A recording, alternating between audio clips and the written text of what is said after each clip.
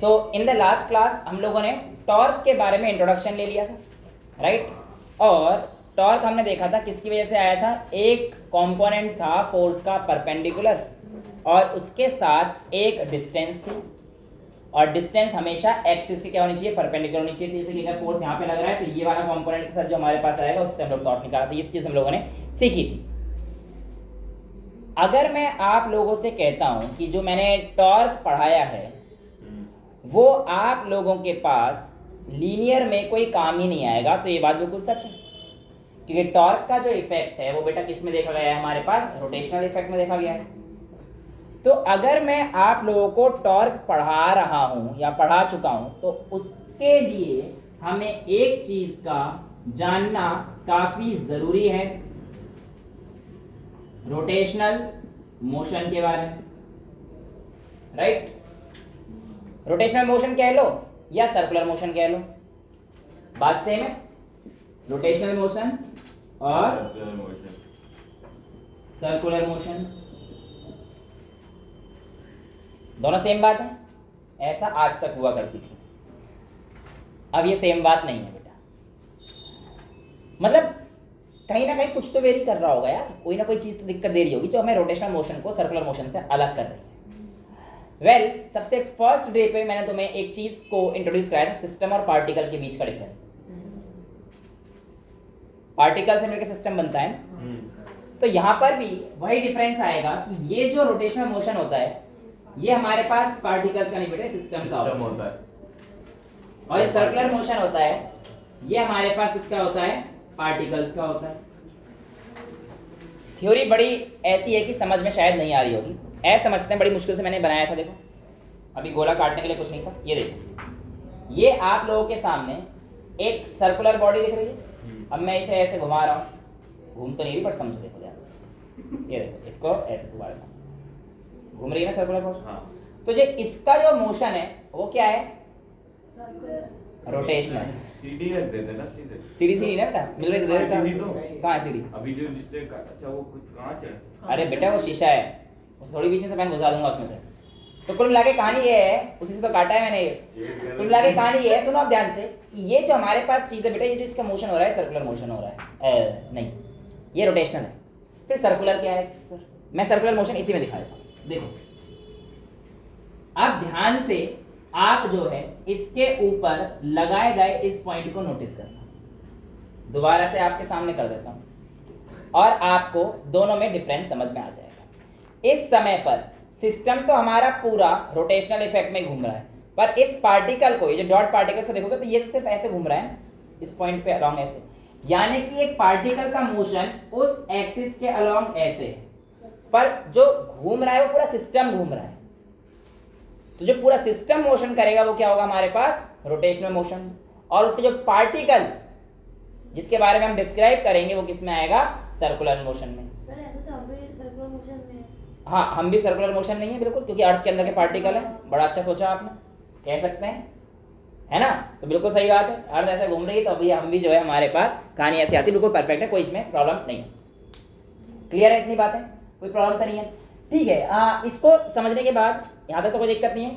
Torque वगैरह हम लोगों ने पढ़ लिया था, torque equals to R cross F, और आज जो है उसको एप्लीकेशन में भी लेके आएंगे। बट उस एप्लीकेशन को लाने से पहले आपको जो चीज़ समझनी होगी वो क्या समझना होगा बेटा, इक्विलिब्रियम।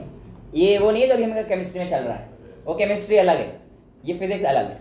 सो यहाँ पर जो आपके पास इक्विलिब्रियम आएगा, यहाँ पर बेटा इक्विलिब्रियम आपके पास आने वाला है किसका, रिजिड बॉडीज का, यानी कि सॉलिड का इक्विलिब्रियम आपके सामने आने वाला है। सॉलिड बॉडीज, रिजिड बॉडीज में तो सॉलिड है, राइट। अब देखिए इक्विलिब्रियम अगर मैं बात करूंगा तो यहां पर दो टाइप के इक्विलिब्रियम मेरे को करने पड़ेंगे। एक होता है मेरे पास ट्रांसलेशनल इक्विलिब्रियम और दूसरा मेरे पास होता है रोटेशनल इक्विलिब्रियम।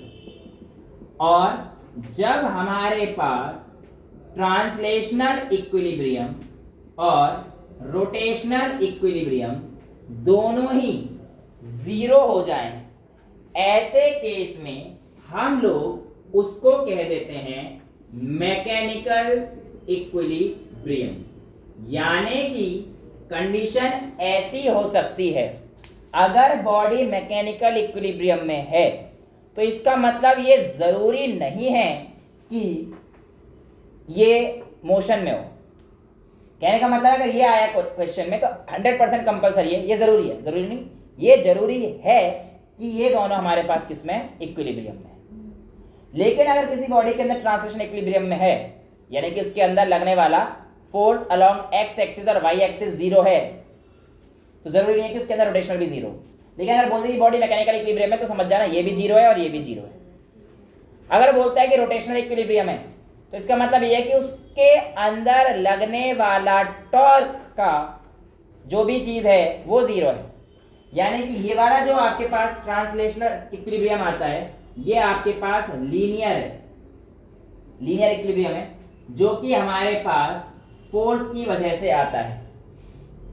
जो रोटेशनल इक्विलिब्रियम है ये आपके पास एंगुलर है, जो कि आपके पास टॉर्क की वजह से आता है। और जब बॉडी ट्रांसलेशनल इक्विलिब्रियम में होगी तब आपके पास नेट फोर्स की वैल्यू जीरो रहेगी। जब बॉडी आपके पास रोटेशनल इक्विलिब्रियम में रहेगी तब आपके पास नेट टॉर्क की वैल्यू जीरो रहेगी। और जब आपके पास बॉडी मैकेनिकल इक्विलिब्रियम में रहेगी तब आपके पास torque net plus F net, ये दोनों हमारे पास सारे मतलब सब कुछ जीरो। सिस्टम मैकेनिकल इक्विलिब्रियम का मतलब है सब कुछ हमारे पास किसमें है, सिस्टम जीरो में, इक्विलिब्रियम में पूरा का पूरा। ना तो उस पर हमारे पास कोई लीनियर की तरफ से कोई फोर्स लग के कुछ कर रही है, ना उसको कोई घुमाने वाली फोर्स से कुछ बिगाड़ सकती है। तो सर इसका एप्लीकेशन, इसका जो हमारे पास कर्मकांड जो है हमारे पास वो क्या है, ठीक है। तो एक बार देखते हैं। तो मैं बता दूं मैकेनिकल इक्विलिब्रियम में आपके पास ये कंडीशन फॉलो होती है ना। तो कंडीशन मैकेनिकल इक्विलिब्रियम में आने के लिए आपके पास ट्रांसलेशनल और रोटेशनल दोनों इक्विलिब्रियम होने चाहिए। अब यहाँ पर आप लोगों के पास एक बढ़िया चीज आती है जिसको हम लोग क्या कहते हैं, कपल। और ये जो कपल है तो तुम्हारे चेहरे पे मुस्कान है उसकी वजह से नहीं है, वो वाला कपल नहीं है। यहाँ पे कपल का मतलब है एक डिस्टेंस पर इक्वल और ऑपोजिट फोर्स लग रहे हैं।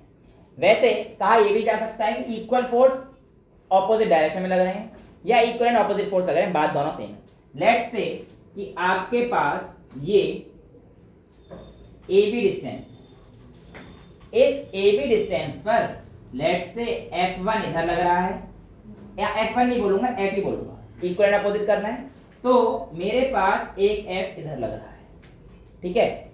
इस पॉइंट से इस पॉइंट तक की डिस्टेंस मैं R1 वेक्टर ले लेता हूं जो कि इस तरफ जा रहा है, ये AB गया इस तरफ और ये R2 वेक्टर जो है मैं इस तरफ ले लेता हूं, ठीक है।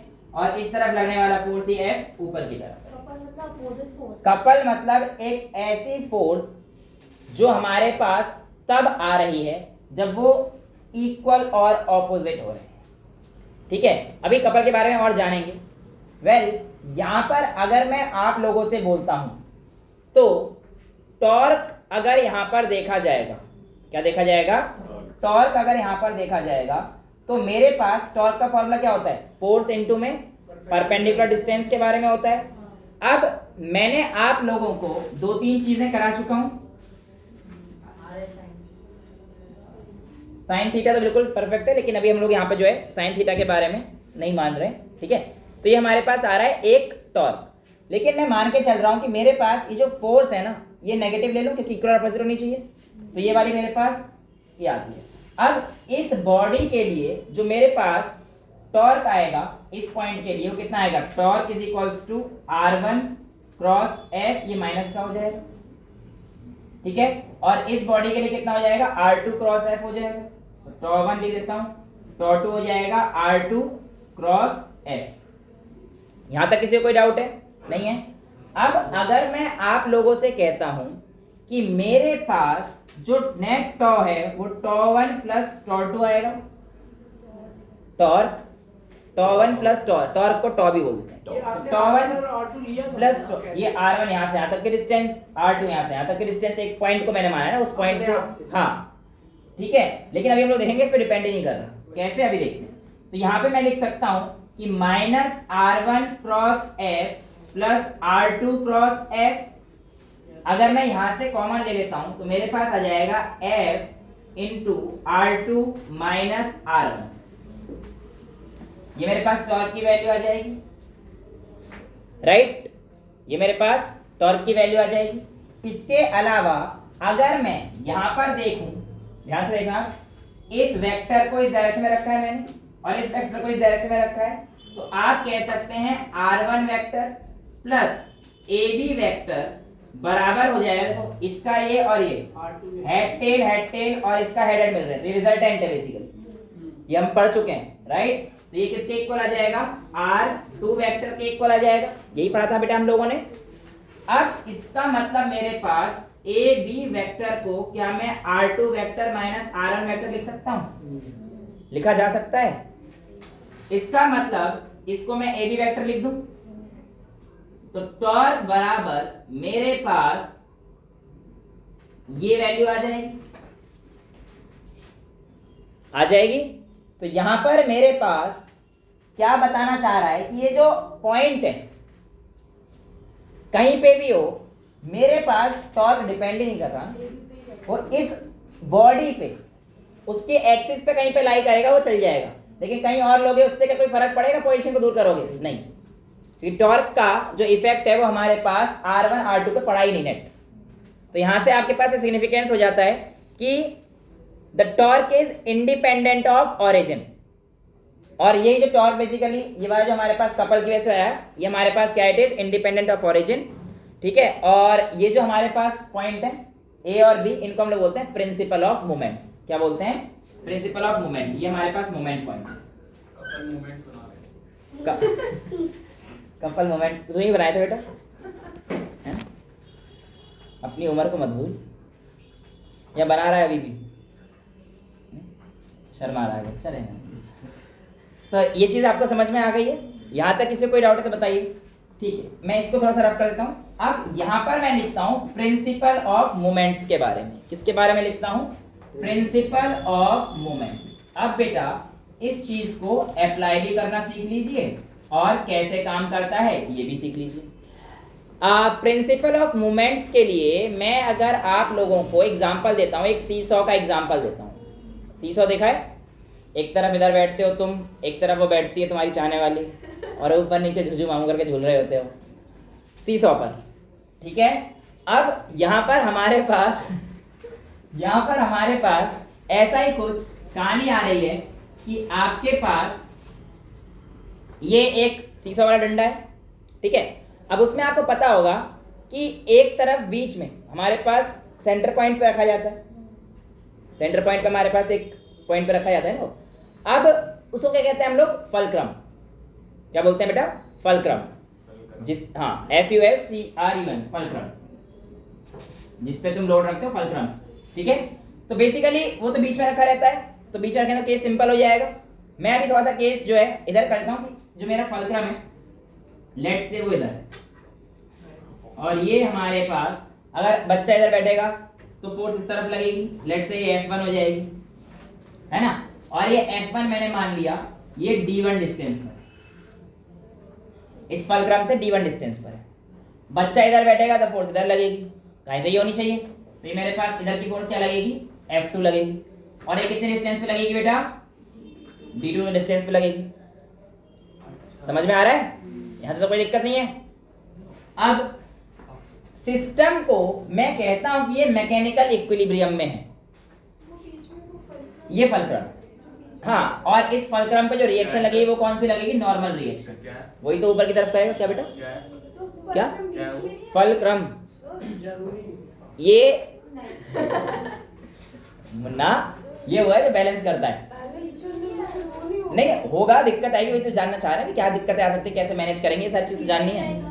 नहीं सीधा नहीं रहेगा ना, यहाँ पे देख रहे हो ना, यहाँ पे ज्यादा हो गया, तो फलक्रम के शिफ्ट करने की वजह से कितना क्या चेंज है। नहीं मैंने बता, तभी तो बेटा इक्वल बोलूंगा तो FF लिख देता, मैंने F1 और F2 लिखा है, इसका मतलब फोर्स अलग है। ये अभी छोड़ दो ना, कहानी छोड़ दो, ज्यादा कभी कहानी तो बाद में सीखेंगे, ठीक है? अब मैं आपसे कहता हूं कि इस बॉडी पर इक्विलिब्रियम लगाना है, तो इक्विलिब्रियम कौन से लगाने पड़ेंगे आपको? ट्रांसलेशनल भी लगाना पड़ेगा और रोटेशनल इक्विलिब्रियम भी लगाने पड़ेंगे बेटा। जब आप ट्रांसलेशनल इक्विलिब्रियम इसमें लगाएंगे तो आपके पास फोर्स अलोंग एक्स एक्सिस तो कुछ है ही नहीं, एक्स एक्सिस पे तो कोई फोर्स है ही नहीं। देखो इस पे हमारे पास लीनियर फोर्स यानी कि एफ एक्स और एफ वाई ये जीरो होने चाहिए। तो फॉर ट्रांसलेशनल इक्विलिब्रियम आपके पास F1 और F2 ये नीचे की तरफ एक्ट कर रहे हैं और आपका R ऊपर की तरफ एक्ट कर रहा है। तो आप कह सकते हो कि R बराबर होना चाहिए F1 प्लस F2 के, तभी तो इक्विलिब्रियम की कंडीशन आ पाएगी, वरना इक्विलिब्रियम में कैसे रहेगा। या फिर इसको ऐसे भी लिखा जा सकता है R minus F1 minus F2 is equal to 0। बात एक ही है। ये तो कहें थे कि ट्रांसलेशनल इक्विलिब्रियम में Fx या Fy हमारे पास 0 रहना चाहिए, तो ये हमारे पास आ गया एक कंडीशन। ठीक है, समझ में आता है। तो हमारे पास R बराबर किसके आ चुका है, F1 प्लस F2 के। एक इक्वेशन ये बनती है। दूसरी इक्वेशन क्या बनती है कि आपके पास दो पॉइंट आप ले लीजिए, पॉइंट A और एक पॉइंट ले लीजिए B को। एक पॉइंट आप A ले लीजिए और एक पॉइंट आप क्या ले लीजिए, B ले लीजिए। अब इस A और B पॉइंट पर कुछ होता हुआ आपको प्रतीत होगा। क्या प्रतीत होगा कि ये वाला जो पॉइंट है इस पे फोर्स ऐसे लग रहा है, तो ये सिस्टम इस तरीके से घूमना चाहेगा एंटी क्लॉकवाइज, और ये जब इस तरफ फोर्स लग रहा है तो ये इस तरफ घूमना चाहेगा क्लॉकवाइज। समझ पा रहे हो। तो अभी देखो टॉर्क की डायरेक्शन बताने के लिए बेसिकली हम लोग क्या करते हैं, R क्रॉस F, R से F की तरफ जाते हैं, और अगर एंटी क्लॉकवाइज आता है बेटा तो आप इसे पॉजिटिव ले लीजिए। ये हमने पहले भी कर चुके थे जब मैंने आपको पोटैटो के अंदर वो स्क्रू घुमा के दिखाया था। ठीक है, और क्लॉकवाइज जाता है तो हमारे पास क्या आता है, नेगेटिव आता है।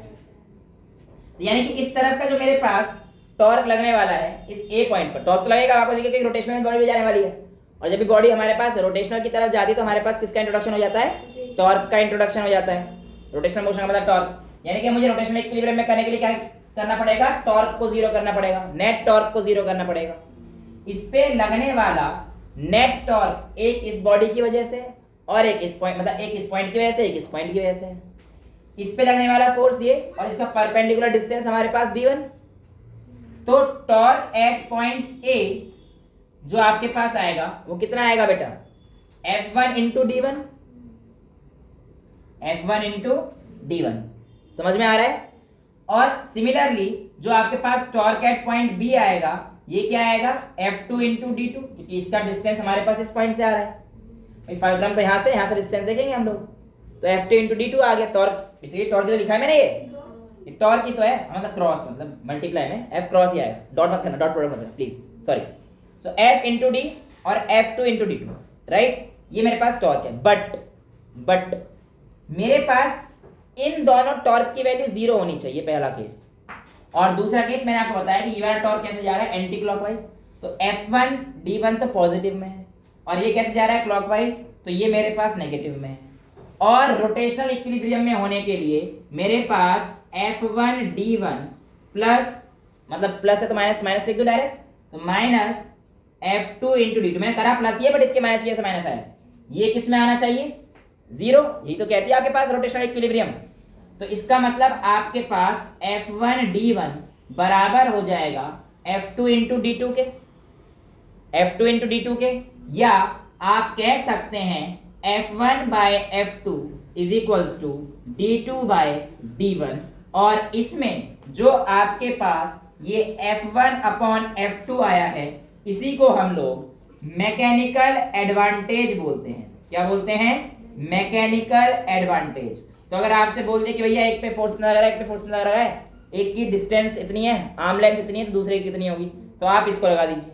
अगर आप बोलता है किसी का मैकेनिकल एडवांटेज इतना है, तो आप समझ जाना इसका पूरे का रेशियो दे रखा है कि आपको F1 अपॉन F2 पूरा ही दे रखा है। लेट्स से एक बॉडी का मैकेनिकल एडवांटेज 100 है, ठीक है, और एक जगह पर बॉडी जो है यहाँ से वाई डिस्टेंस 20 दे रखी है सपोज करो, तो बताओ D1 कितना होगा, तो आप 100 is equal to D2 upon D1। Solve कर देना, समझ में आया। इस बात का क्या मतलब होगा, ध्यान से देखिए। अगर मैं F1 अपॉन F2 यानी कि मैकेनिकल एडवांटेज का देखता हूं, तो अगर मेरे पास D2 D1 से बड़ा होगा तो ये वैल्यू ग्रेटर देन 1 आएगी, यानी कि मुझे मैकेनिकल एडवांटेज मिलेगा।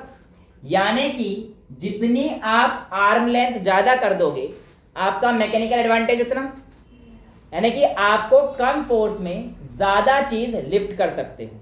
कोशिश करके देख लेना, जब आपके पास दो तरीके की, मैं आपको डंडे पकड़ा दूंगा, ठीक है, उस डंडे पर एक बार वहां पर हैवी ब्लॉक रख दूंगा 10 किलो का सपोज कीजिए, और आपको मैंने लेंथ दी इतनी सी, मैंने कहा बेटा इसे उठाओ, तो एक सपोर्ट बना लेना। कहने का मतलब देखो ऐसे, ये मैंने यहाँ पे ब्लॉक रख दिया और यहाँ पे मैंने फलक्रम बना दिया, ठीक है। मैं कहूंगा बेटा आप इसे उठाओ, एक केस, और दूसरे केस में मैं आपको कहूंगा कि बेटा इसको उठाओ, सेम ब्लॉक है, तो आप पाओगे इसको उठाना ज्यादा आसान है कि इसके केस में आपने क्या बढ़ा दिया, आर्म लेंथ, जिसकी वजह से आपको क्या मिल रहा है, मैकेनिकल एडवांटेज।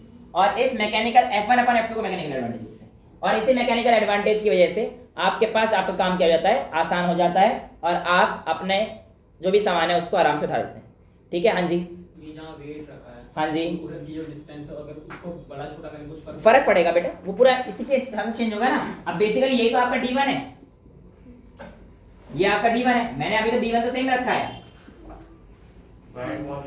हाँ जी, बैट बॉल में भी सब में यही है, फर्क पड़ता है उसका भी, है ना। ऐसे हम लोग आराम से समझ सकते हैं कि हमारा मैकेनिकल एडवांटेज क्या आता है और कितना आता है।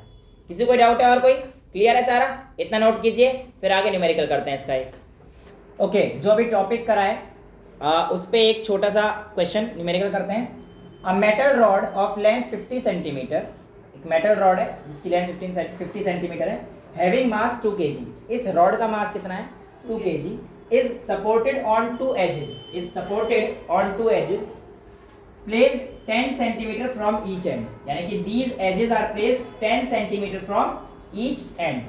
चलो मैं भी बना ही देता हूँ, ये 10 सेंटीमीटर दे दिया आपको हिंट, और ये भी 10 सेंटीमीटर दे दिया from each end। A 3 kg load is suspended at 20 centimeter from one end, एक एंड से 20 सेंटीमीटर की दूरी पर आपको क्या रखा हुआ है, 3 किलो का एक लोड रखा हुआ है। और अभी इसके हाँ, एक और रखा है, खुद जगह डिसाइड करना हो कहाँ पे, सारा मैं थोड़ी बताऊंगा। Find the reaction at the edges, यानी कि आपको बताना है इस R1 और R2 की वैल्यू क्या है। बेसिकली कहानी तो ये है, find the reaction at the edges का मतलब ये। ट्राई कीजिए, फिर मैं बताता हूँ। जिन्होंने कर लिया वेल एंड गुड, ठीक है, बाकी इधर देख लो, कहने का मतलब सारे इधर देख लो। हाँ, तो इधर देखिए बेटा, ये डिस्टेंस यहाँ पे इसका रॉड है, तो ये हमारे पास सेंटर पॉइंट इसका कितना आ जाएगा, 25, ठीक है। लेट्स से इस पॉइंट को मैं नाम दे देता हूँ ए, दे दूँ इस पॉइंट को ए दे देते हैं। यहाँ से ये पॉइंट क्या देते हैं, 20 मीटर की दूरी, 20 सेंटीमीटर की दूरी पर हमने ऑब्जेक्ट रखा था। इस एंड से रख लेते हैं, कोई फर्क नहीं पड़ता, इस तरफ इससे कोई दिक्कत नहीं है। इस एंड से 20 सेंटीमीटर, यहाँ पे कह देता हूँ मैं, ये जो पॉइंट बी है आपके पास, ये ऊपर वाला, इस पे मैंने ऑब्जेक्ट रखा है, ठीक है, और ऑब्जेक्ट जो है बी पॉइंट पे रख दिया मैंने ये, ठीक है। इस ऑब्जेक्ट का जो वेट जाएगा वो नीचे की तरफ जाएगा, लेकिन इसके अलावा हमारे पास इस रॉड का ही मास दे रखा था, और मैंने आपको बता रखा था ऐसे केस में सेंटर ऑफ मास हम लोग काम एज्यूम करते हैं कि बॉडी का पूरा मास कहाँ पे कंसंट्रेटेड है, उसके सेंटर पे कंसंट्रेटेड है, यानी कि इस पूरी रॉड का जो मास है वो हमारे पास इसके सेंटर पे कंसंट्रेटेड हो रहा होगा। तो जो पूरी रॉड का जो वेट है वो नीचे की तरफ लग रहा होगा, राइट। इसका मास कितना रखा था, ऑब्जेक्ट का मास 2 किलो। ये जो हमारे पास है लेट्स से W1 हो गया, अभी के लिए W1 लेते हैं, ठीक है। इतनी का डिस्टेंस क्लियर हो गई। अच्छा, अब डिस्टेंस देख लेते हैं, ये 10 सेंटीमीटर थी, ये 25 थी, और ये यहाँ से 20 रखेंगे तो मेरे पास ये वाली डिस्टेंस आएगी। इस पर को सीधे दूं सेंटर को, तो BC की जो डिस्टेंस है ये वैल्यू कितनी आ जाएगी बेटा, 5, दिख रहा है सबको। और ये वाली जो वैल्यू है A से लेकर B तक की, ये कितनी है, 20। यहां तक कोई डाउट, किसी को कोई प्रॉब्लम है, नहीं है। अच्छा, अभी मेरे को एक पॉइंट की और जरूरत पड़ेगी बेटा। लेट्स से इस पॉइंट को मैं लेता हूं D, और इस पॉइंट को लेट्स से E ले लेता हूं। क्यों जरूरत पड़ेगी भी आगे समझ में आएगा। यहां तक बताओ, पहले क्वेश्चन को फ्रेम जो कर दिया है हम लोगों ने, इसके हिसाब से करा है, यहाँ तो कोई प्रॉब्लम नहीं है। 20 सेंटीमीटर पे 2 किलो का ऑब्जेक्ट रखा है, metal rod having mass 2 kg। अच्छा, यहाँ पे 3 मैंने लिखा था, बेटा 3 तो बोला था, लिखा थोड़ी मैंने 2 3 कुछ भी। हाँ ठीक है, इसका 2 है, इस W को 2 मानो, W1 को 3 मानो, जो भी वैल्यू है बेटा। AB 20 है ये AC 25 है। देखो ये कहानी आ गई आपके पास, AC 25, AB 20, BC जो तुम करते रहते हो 5 EC बराबर कितना आ जाएगा, 10 हटा दो 25 में से 15, और इसके अलावा AE ये कितना आ गया हमारे पास 10। ये तुम्हारे पास डिस्टेंस है। क्लियर, कोई डाउट तो नहीं। हाँ, W जो आपके पास है ये आपके पास मास ऑफ द रॉड जो कि आपको 2 kg दे रखा है, और W1 जो कि आपके पास इस ऑब्जेक्ट का मास है वो आपको 3 kg दे रखा है। इन नॉर्मल रिएक्शन की वैल्यू हमें निकालनी थी, basically reaction at the edges इसी को निकालना था। अब इसके लिए मेरे को जो मैंने पिछले कॉन्सेप्ट समझाया उसी को बताना पड़ेगा और उन्हीं का इस्तेमाल करना पड़ेगा। ठीक है, अब देखिए पहला कंडीशन, मुझे ट्रांसलेशनल इक्विलिब्रियम में लाना पड़ेगा, और ट्रांसलेशनल इक्विलिब्रियम में लाने के लिए हमारे पास Fx और Fy क्या होने चाहिए, 0 होने चाहिए। Fx तो कुछ लगने लगे बॉडी चली नहीं रही है, Fy जरूर 0 होगा हमारे पास। Fy कैसे 0 कर सकते हैं हम लोग, तो आप कहेंगे सर ऊपर की तरफ लगने वाले फोर्स R1 और R2 दोनों ऊपर की तरफ लग रहे हैं, R1 प्लस R2 ये बराबर हो जाएंगे W1 प्लस W। बेटा W फोर्स ही होता है, तो W is equal to mg लिख सकते हैं। ठीक है, तो W1 प्लस W, तो यहाँ से आपके पास R1 प्लस R2 की वैल्यू, W1 कितना है 3 इंटू जी, mg करेंगे ना W1 को, तो 30 प्लस W पूरे बॉडी का मास यूनिफॉर्म रॉड का 2 इंटू 10 mg, m इंटू जी कर दिया। तो यहाँ से आपके पास R1 प्लस R2 की वैल्यू कितनी आ जाएगी बेटा 50। R2 की वैल्यू कितनी आ रही है? अभी नहीं पता बेटा, वैसे 30 और 20 आ रही है। वेल आगे देखते हैं हमारे पास। अब ये केस फर्स्ट हो गया ट्रांसलेशनल इक्विलिब्रियम के लिए। Case second for rotational equilibrium, क्या आ रही है बेटा, रोटेशनल इक्विलिब्रियम आ रही है। इसके लिए हमारे पास क्या होगा, पहले एक बात ध्यान सुनना, किसी भी बॉडी के सेंटर ऑफ मास से उसका कोई टॉर्क कभी भी नहीं जाता है, यानी कि सेंटर ऑफ मास से टॉर्क की वैल्यू हमेशा क्या होगी 0। क्यों, जैसे मान के चलो मेरे को एक इसको घुमाना है इसके अराउंड ऐसे, ठीक है, तो ये बॉडी यहाँ पे थोड़ी घूम रहा है, ये तो कुछ घूम ही नहीं रहा ना, तो वो यहाँ घूम रहा है, यहाँ घूम रहा है, यहाँ घूम रहा है, यहाँ घूम रहा है, लेकिन जो पार्टिकल सेंटर पे वो घूमता नहीं। समझ आ रहा है, तो सेंटर वाले पोर्शन पे उसका कोई भी टॉर्क वहां पे हमें नहीं मिलने वाला। अब यहाँ पे अगर हम लोग बात करते हैं फॉर रोटेशनल इक्विलिब्रियम, मैंने आपको दो चीज बताई थी, एक क्लॉकवाइज और एक एंटी क्लॉकवाइज। क्लॉकवाइज वाला टॉर्क कैसे बताया था, नेगेटिव, और एंटी क्लॉकवाइज वाला पॉजिटिव। ठीक है, अब मेरी बात हो जाए, ध्यान सुनिए, इस पॉइंट की वजह से ये जो R1 रिएक्शन है, R1 रिएक्शन बॉडी पे ऊपर लग रहा है, और ऊपर लग रहा है तो इस सिस्टम को ऐसे घुमाएगा, समझ पा रहे हो, इसको ऐसे घुमाएगा जूम, तो एक क्लॉकवाइज घुमा देगा। तो क्लॉकवाइज मतलब नेगेटिव, और मेरे को टॉर्क बताने के लिए, ठीक है, ये तुम्हारे पास आपको फोर्स तो मिल गया है, R1 फोर्स का ही तो काम कर रहा है, लेकिन मैं रोटेशनल इक्विलिब्रियम के लिए मेरे पास टॉर्क नेट 0 होना चाहिए, यहाँ पे F नेट 0 होना चाहिए था ट्रांसलेशन के लिए, और यहाँ पे हमारे पास क्या चाहिए, टॉर्क नेट 0 होना चाहिए। टॉर्क नेट 0 कैसे करोगे, R क्रॉस F से। अब आपको F तो पता है, ठीक है, R1, और क्योंकि आपको पता है कि क्लॉकवाइज में घुमाएगा तो माइनस। डिस्टेंस क्या लोगे बेटा, हमेशा परपेंडिकुलर डिस्टेंस, इसके परपेंडिकुलर डिस्टेंस ये वाली आएगी, और परपेंडिकुलर डिस्टेंस कहां से लोगे, उसके सेंटर ऑफ मास। तो सेंटर ऑफ मास मेरा ये है, यहां से लेकर यहां तक की डिस्टेंस बेसिकली EC थे, इसीलिए मैंने 25 नहीं लेंगे। इस पॉइंट से ये गलती करते हैं बच्चे, इस पॉइंट से लेकर इस पॉइंट तक का रखेंगे बेटे, 10 सेंटीमीटर 10 मीटर अवे रखा है, इसलिए इसने क्वेश्चन में दिया था, वरना सीधा कहता है इस एंड से बता दो, और 10 मीटर अवे इसलिए कहा है ताकि आप जैसे बच्चे 25 ले लें, जो ले भी लिया कराने के बाद भी। तो R1 इंटू 15, समझ आ रहा है, ये हमारे पास हो गया, क्योंकि ये ऊपर घुमाएगा। अब देखो ये वाली बॉडी हमारे पास किस तरफ घुमाएगी बॉडी को, इस तरफ नहीं, ध्यान सुनना इस चीज को, किस तरफ बॉडी घुमाती है जान लेते हैं आज। अगर मेरे पास बॉडी नीचे की तरफ है, यहाँ से तो समझते जाओ दिमाग लगा के, तो यहाँ से नीचे जा रही तो ऐसे घुमाएगी, ऐसे घुमाएगी, ऐसे घुमाएगी, तो आपको देखना होता है कि सेंटर ऑफ मास से किधर है, तो सेंटर ऑफ मास से पोर्शन तो इसी तरफ है ना, तो घुमाएगी तो ये एंटी क्लॉकवाइज, इस तरफ घुमाएगी, इस तरफ नहीं घुमाएगा, नीचे वाला, ऊपर वाला फोर्स इस तरफ घुमाएगा, देखो नीचे वाला फोर्स का एक्शन देखो, और देखो कि उसके कॉर्नर वाला चीज अगर उस तरफ फोर्स लगाई तो कहां पे घूमती बॉडी, तो अगर इसका ही नीचे आ रहा है, अगर यहाँ पे नीचे होता तो बॉडी ऐसे घूमती, तो सेंटर ऑफ मास से इधर है, इसलिए बॉडी कैसे घूमेगी हमारे पास नीचे। देखो अगर साइन की गलती कर दोगे आंसर गलत आ जाएंगे, साइन की गलती करते ही आंसर गलत हो जाएंगे, इसलिए साइन कन्वेंशन सीख लेना। मैं पहले लेक्चर से समझाता आ रहा हूँ बोर्ड वाले चीज से कि साइन कन्वेंशन की गलती मत कर देना। तो यहाँ पे W1 जो है एंटी क्लॉकवाइज मोशन करेगा, तो यहाँ पर आपके पास प्लस एंटी क्लॉकवाइज W1 की वैल्यू कितनी थी 30, 3 तो kg था, मास था वो। बेटा आपको R क्रॉस F लेना है, F इज mg होता है, ठीक है 30। और डिस्टेंस इसका कितना लेंगे, डिस्टेंस कितना लोगे 5 एग्जैक्ट, क्योंकि सेंटर ऑफ मास से इसका डिस्टेंस लेना है ना हमें, ठीक है। 30 इंटू 5 प्लस 30 इंटू 5 35। वाह बेटा, ये मजाक करने के लिए मेरी क्लास में मिलती है क्या। यहाँ पर हमारे पास दूसरा जो पॉइंट है वो किसके आएगा, इसके अलॉन्ग आएगा। अब R2 ये किस तरफ लेके जाएगा बॉडी को, एंटी क्लॉकवाइज, तो यानी कि ये भी पॉजिटिव रहने वाला है। R2 तो हमारे पास फोर्स आ गया, डिस्टेंस क्या आएगी इसकी भी 15। देखो 10, ये भी 10 सेंटीमीटर इधर आ गया था, तो सेंटर से ये भी 15 आ जाएगा, ठीक है। तो ये हमारे पास आ गया R2 इंटू 15। रोटेशनल इक्विलिब्रियम हमने निकाल लिया, और तो कोई पॉइंट नहीं है। हाँ सर एक पॉइंट और है, सेंटर वाला, ये तो जीरो करेगा ना बेटा, अभी तो समझाया मैंने आपको। जी हाँ, सेंटर ऑफ मास के अलोंग कोई भी बॉडी नीचे आएगी उसका कोई टॉर्क इफेक्ट में नहीं आएगा, कितना आएगा वो 0 आएगा।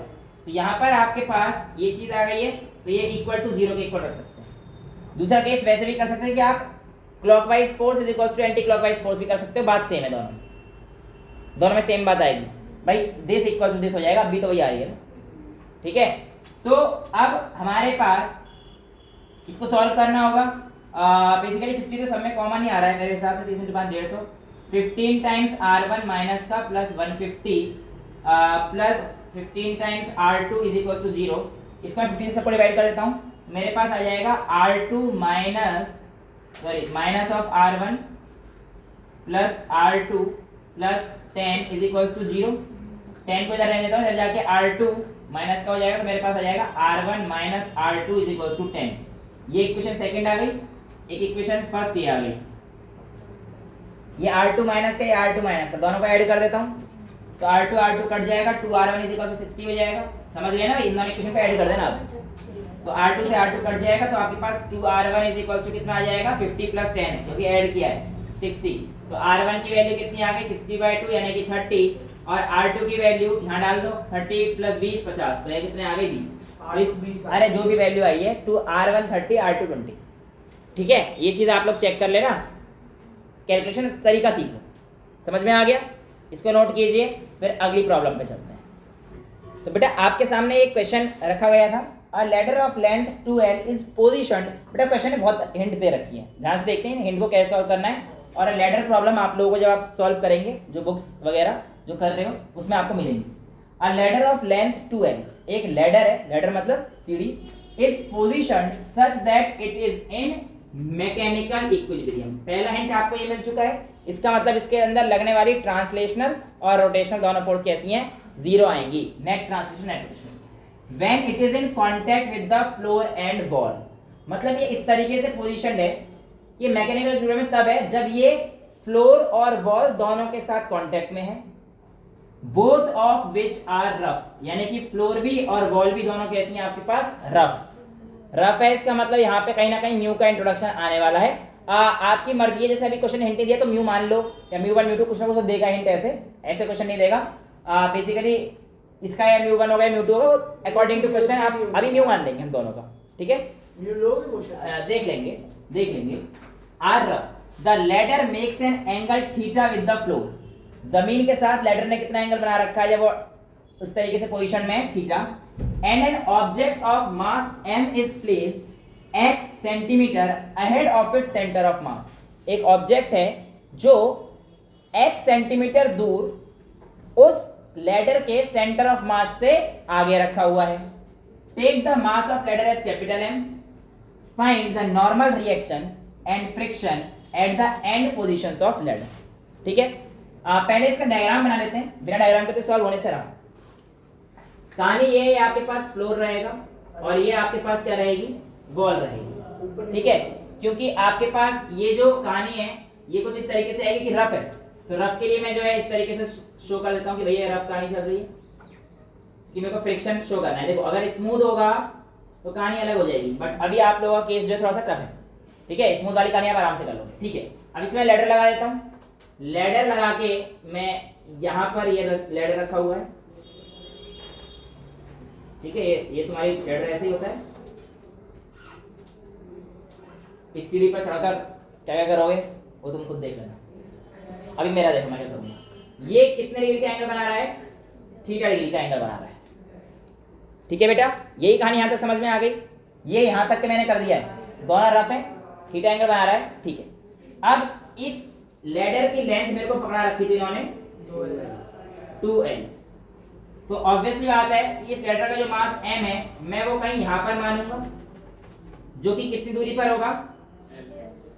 L दूरी पर है बेटा। 2L आधा सेंटर ऑफ मास L दूरी पर होगा ना। x तो इसने बोला है कि इस सेंटर ऑफ मास से x डिस्टेंस आगे।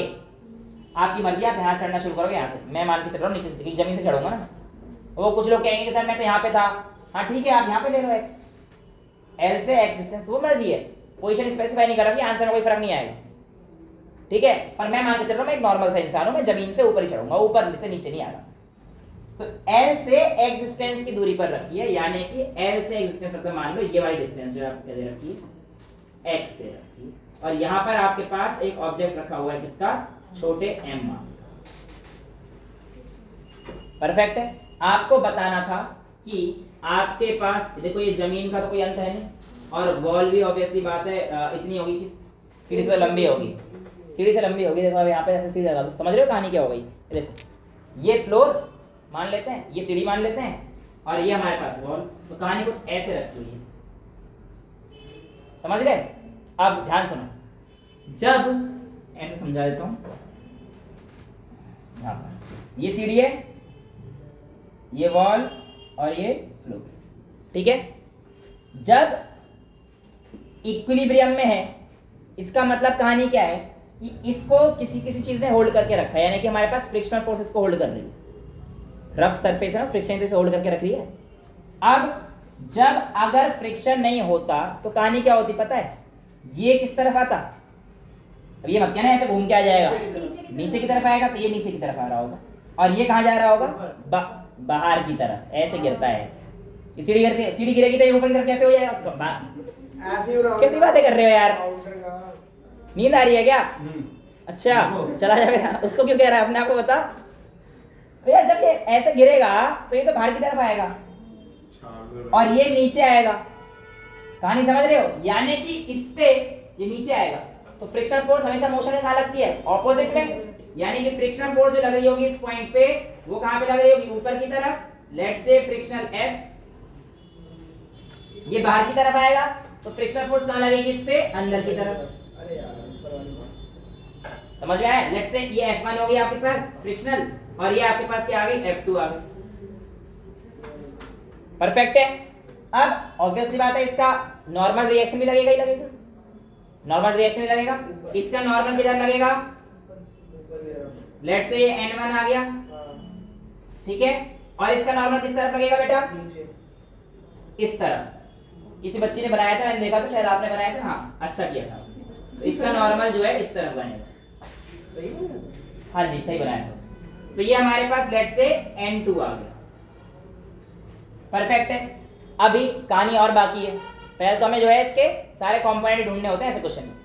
यहाँ पर देखिए ये जो लैडर का सेंटर ऑफ मास है वाला पॉइंट है, तो इसकी वजह से नीचे वेट रहेगा वो कितना आएगा? बड़ा M इंटू जी, जो लैडर का मास है वो कैपिटल M दे रखा है, तो इसकी वजह से लगने वाला कुछ लोग यहाँ तक mg बना देंगे। तो ऐसी गलती करने से बचना, एक काम करना है इसको पूरा बनाना बेटा, कि ये जो यहाँ तक आ रहा है पूरा नीचे तक आने दो, आने दो, पूरा जितना आ रहा है इसे आने दो, ये mg है। तो इसमें अब तक क्या होगा? आइए बताते हैं बेटा। और जो यहाँ पे पॉइंट है उसको हल्का से यहाँ पे करोगे, फिर छोटा mg लिखोगे। एक काम करो इसको भी आने दो, और यहाँ पे क्या लिखो आप? m इंटू जी, यही गलती थी इसमें? ठीक है। और भी थी शायद, देखिए अब देखिए आपका शायद ये भी गलत था, हाँ ये तो इससे फिर आंसर गलत आ जाएगा बेटा। अब अगर हम लोग देखते हैं कि यहां पर इक्विलिब्रियम मैकेनिकल है, तो मैकेनिकल इक्विलिब्रियम की कंडीशन के लिए मेरे पास दो कहानी थी। एक कहानी क्या मेरे पास ट्रांसलेशनल इक्विलिब्रियम में होना चाहिए, और ट्रांसलेशनल इक्विलिब्रियम के लिए एफ नेट 0 होना चाहिए। i इज इक्वल्स टू 0 से लेकर i is equals to n तक, 1 से लेकर n जितनी भी वैल्यू आएगी तो ये 0 होना चाहिए समेशन में। वेल कहानी ये है कि जब तक मैं आपको पिछले केस कराता था उसी केस में सिर्फ x एक्सिस पर कहानी चल रही है। यहाँ पे x एक्सिस में भी कहानी चल रही है, देखो ये चल रही है, ये भी x एक्सिस के अलावा और y में भी चल रही है। तो इस बार कहानी दोनों की आएंगी। x एक्सिस की कहानी देख लीजिए। x एक्सिस पे लगने वाली सभी फोर्सों को आपको नजर से देखना है।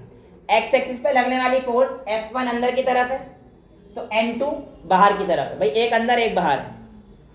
और यदि ये इक्विलिब्रियम में है तो इस बात का ये मतलब होना चाहिए कि आपका F1 हमेशा बराबर आएगा N2 के, क्योंकि वो अंदर है वो बाहर है, ये अंदर है ये बाहर है और x एक्सिस पे लग रहे हैं, तो Fx पे लगने वाले फोर्स यही है। या तो आप ऐसे कर लो F1 माइनस N2, एक बाहर का एक इसका पॉजिटिव मानोगे इसको नेगेटिव मानोगे, तो F1 minus N2 is equals to 0, तो F1 is equals to N2 ऐसे भी आ रहा है। कैसे ही कर लो यार, मैंने आपको बता तो रखा है, दोनों कंडीशन समझा रखा है। और क्योंकि दोनों इक्वल और अपोजिट, मतलब अपोजिट है, इक्वल होने चाहिए, क्योंकि जीरो कंडीशन लेके आनी है हमें, तो F1 किसके इक्वल हो जाएगा बेटा, N2 के इक्वल हो जाएगा। अब ये हमारे पास किसमें आ गई, फोर्स अलोंग x एक्सिस की कहानी लेने पर हमारे पास ऐसा हुआ। अब आप देखिए फोर्स अलोंग y एक्सिस में क्या क्या आ रहा है। y एक्सिस पे लगने वाली फोर्स एक तो N1 है एक F2 है, तो आप कह सकते हैं कि N1 प्लस F2 आपके पास सर बराबर होगा mg प्लस mg, बड़ा M इंटू जी प्लस छोटा m इंटू जी। भाई ये y एक्सिस पे ऊपर लग रही है, y एक्सिस से ऊपर लग रही है, y एक्सिस पे नीचे लग रही है, y एक्सिस पे नीचे लग रही है। ठीक है, ये कहानी हमारे पास किसकी आ गई, y एक्सिस की। ये तो सिर्फ अभी ट्रांसलेशनल हुआ है ना बेटा, अभी रोटेशनल भी रहता है, रोटेशनल अभी रहता है। देखिए अब रोटेशनल कैसे निकालेंगे। रोटेशनल नेट आपका क्या आना चाहिए, 0। पहले इस पॉइंट को कंसीडर कर लेते हैं, सेंटर के अलोंग ही निकाल, एक x ले लेते हैं एक y ले लेते हैं। ठीक है, इस x के लिए एक पर्टिकुलर पॉइंट के लिए मेरे पास टॉर्क 0 हो जाएगा, r तो कोई परपेंडिकुलर डिस्टेंस तो है नहीं उस पॉइंट के, तो भाई ये तो करते हैं हम लोग।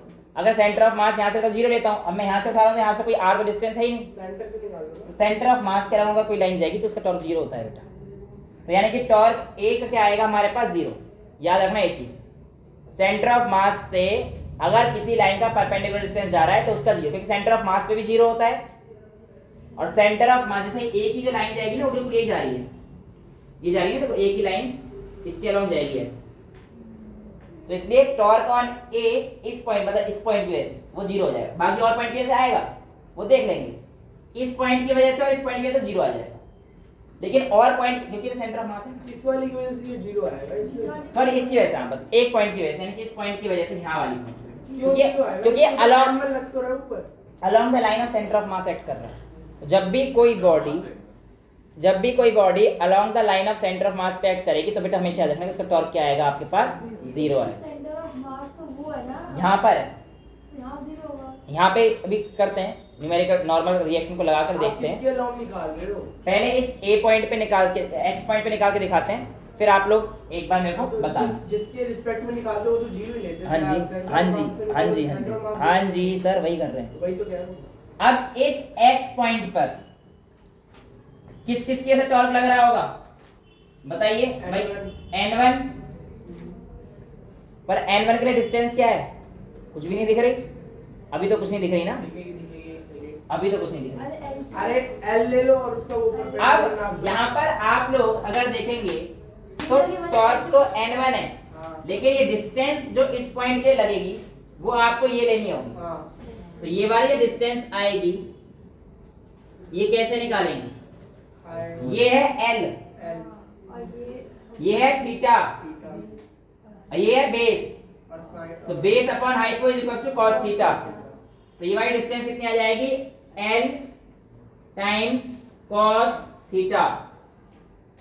ठीक है, समझ आ गया भाई? ये थीटा है तो ये डिस्टेंस हमारे पास L cos थीटा आएगा जो इसकी वजह से हमें घुमाएगा। और देखो ये समझ में आ रहा है, यहाँ तो कोई दिक्कत नहीं है। अब x डिस्टेंस पर, x डिस्टेंस जब आगे जाएंगे डिस्टेंस क्या हो जाएगी? L plus x. तो ये डिस्टेंस हमारे पास क्या हो जाएगी? L plus x cos theta. समझ रहे हो भाई? सीधी सीधी बात है, ये L cos थीटा है तो यहाँ पे प्लस एक्स कर रहे हो तो ये डिस्टेंस कितनी हो जाएगी? Base hypotenuse cos theta equals to base upon hypo, तो L प्लस एक्स तो हाइपोटेन्यूस हो जाएगा। तो ये वाली डिस्टेंस है यहाँ से लेकर mg वाली, ये कितना आ जाएगा? L plus x times cos theta. समझ आ रहा है? अब ये कहानी हो गई हमारे पास इस पॉइंट के लिए, इस पॉइंट के लिए कहानी हो गई। तो इस पॉइंट के लिए लगने वाला जो हमारे पास टॉर्क है वो आपको दिख चुका है ना? अब आते हैं इस पॉइंट के अलॉन्ग। सर देखिए अगर मुझे वो x नीचे लिया है तो वो L minus x cos theta हो जाएगा। हाँ, वो सेम रहेगा, डायरेक्शन चेंज हो जाएगी, फिर डायरेक्शन का भी ध्यान रखना है। अच्छा, अब जो हमारी कहानी है वो क्या है? इस पॉइंट की, इस पॉइंट के लिए n2 ये लग रहा है और इस पे परपेंडिकुलर डिस्टेंस कौन सा लोगे बेटा? ये वाला।